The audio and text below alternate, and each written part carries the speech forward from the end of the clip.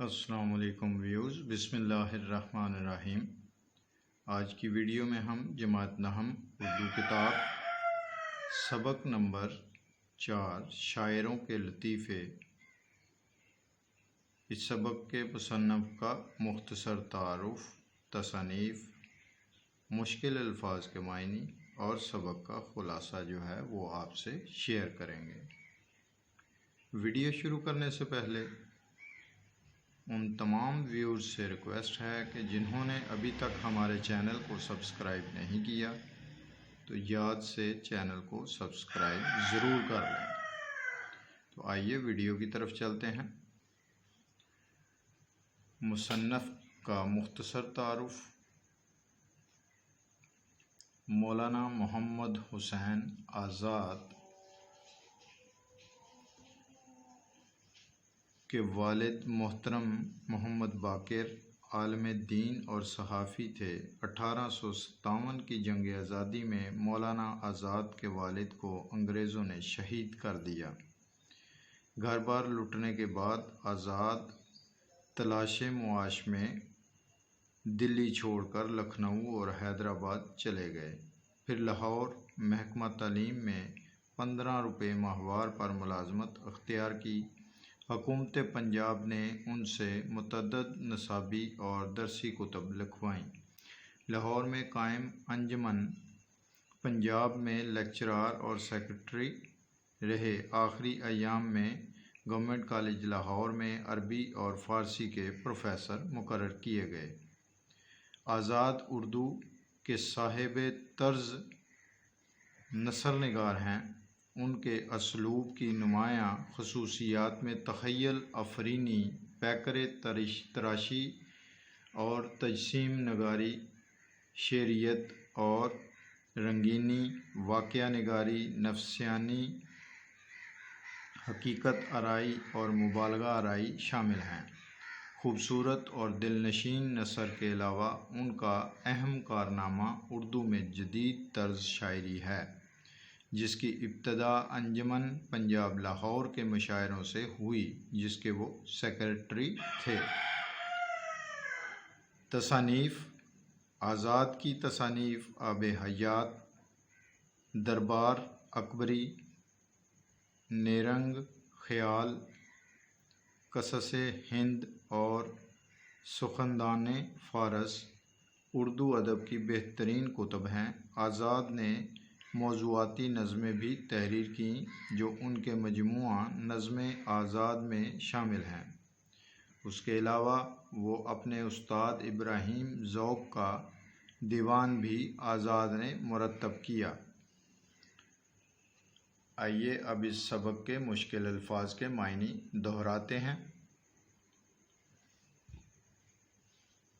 کلام، بات، تصنیف، گفتگو، شعر و نظم، تکرار، بار بار کہنا، حجت، جھگڑا۔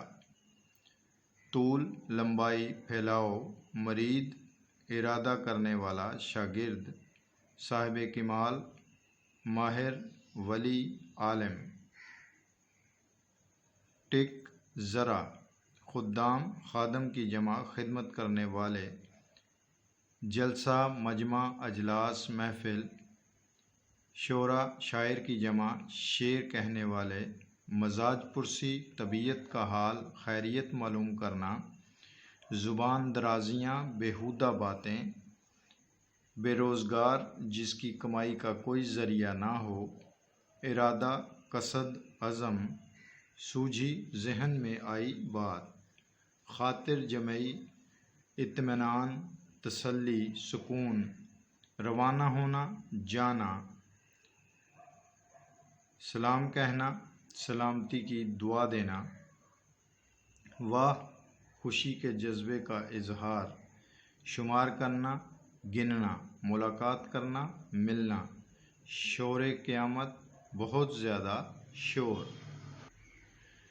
اب اس سبق کا خلاصہ ہم آپ سے شیئر کر رہے ہیں۔ ایک دن لکھنؤ میں میر اور مرزا کے کلام پر خواجہ باسط کے 2 مریدوں نے تکرار کی۔ بات خواجہ باسط تک پہنچی تو انہوں نے دونوں کو صاحب کمال ٹھہرایا اور فرق کی وضاحت کی کہ میر صاحب کا کلام آہ اور مرزا صاحب کا کلام واہ ہے۔ مثال کی وضاحت کے لیے پہلے میر صاحب کا یہ شعر پڑھا: سرہانے میر کے آہستہ بولو، ابھی ٹک روتے روتے سو گیا ہے۔ پھر مرزا کا شعر پڑھا: سودا کی جو بالیں پہ ہوا شور قیامت، خدام ادب بولے ابھی آنکھ لگی ہے۔ جو شخص مرزا کا طرفدار تھا انہوں نے مرزا کو سارا ماجرا سنایا تو مرزا نے شعر کو سن کر مسکراتے ہوئے کہا: شعر تو میر کا ہے مگر داد خوائی ان کی ددا کی معلوم ہوتی ہے۔ ایک دن سودا مشاعرے میں بیٹھے تھے، لوگ اپنی اپنی غزلیں سنا رہے تھے۔ 12 یا 13 سال کے ایک شریف زادے نے غزل پڑھی جس کا مطلع تھا: دل کے پھپھولے جل اٹھے سینے کے داغ سے، اس گھر کو آگ لگ گئی گھر کے چراغ سے۔ سودا نے دریافت کیا کہ یہ مطلع کس نے پڑھا ہے؟ جواب ملا کہ حضرت یہ صاحب زادے ہیں۔ سودا نے اس سے یہ شعر بہت دفعہ پڑھوایا اور کہا کہ میاں لڑکے جوان ہوتے نظر نہیں آتے، قدرت خداوندی سے لڑکا ان ہی دنوں میں جل کر مر گیا۔ ایک دن انشاءاللہ خاں جرت کی ملاقات کو آئے، انہیں سر جھکائے بیٹھے دیکھا تو پوچھا کہ کس سوچ میں بیٹھے ہو؟ جرت نے جواب دیا کہ ایک مصرع خیال میں آیا ہے، میں مطلع مکمل کرنا چاہتا ہوں۔ انشا نے مصرع کے بارے میں پوچھا تو جرت نے جواب دیا کہ مصرع خوب ہے مگر جب تک دوسرا مصرع نہ ہوگا تب تک نہ سناؤں گا، نہیں تو تم مصرع لگا کر چھین لو گے۔ سید انشا کے بہت اصرار پر جرت نے مصرع پڑھا۔ سید انشا نے فوراً کہا: اس زلف پہ پھبتی شب و وجود کی سوچی، اندھے کو اندھیرے میں بہت دور کی سوجی۔ جرت ہنس پڑے اور لکڑی اٹھا کر مارنے کو دوڑے۔ دیر تک سید انشا آگے آگے بھاگتے رہے اور یہ پیچھے پیچھے ٹٹولتے پھرے۔ ایک مشاعرے میں شیخ امام بخش ناسخ جلسہ کے اختتام پر پہنچے۔ خواجہ حیدر علی آتش اور چند شعراء ابھی موجود تھے۔ انہوں نے تعظیم رسمی کے بعد کہا کہ خواجہ صاحب مشاعرہ ہو چکا۔ انہوں نے کہا: سب کو آپ کا اشتیاق رہا۔ شیخ صاحب نے اپنے لیے یہ شعر پڑھا: جو خاص ہیں وہ شریک گروہ عام نہیں، شمار دانا تسبیح میں امام نہیں۔ چونکہ ان کا نام بھی امام بخش تھا اس لیے تمام اہل جلسہ نے بہت تعریف کی۔ خواجہ حیدر علی آتش کے ایک شاگرد کو بے